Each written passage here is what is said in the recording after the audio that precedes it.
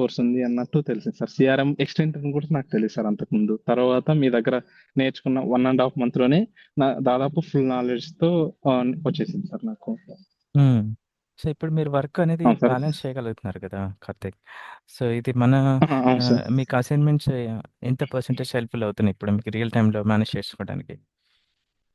Sir నేను ఇంతవరకు 3 months అయింది సార్ ఇప్పటివరకు జాబ్ వచ్చి. ఇంతవరకు దాదాపు 90% ఒకరి మీద కూడా డిపెండ్ అవ్వలేదు సార్.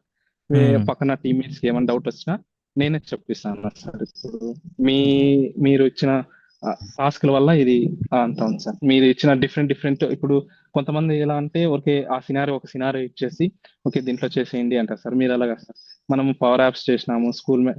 10th క్లాస్‌ది మార్క్స్ మెమో చేసినాం సార్. బజాజ్ చేసినాము. హ్మ్. లైబ్రరీ మేనేజ్మెంట్ చేశాను సార్. And hospital management. ఇవి డిఫరెంట్‌గా ఉండడం వల్ల నాకు చాలా హెల్ప్‌ఫుల్ అయింది.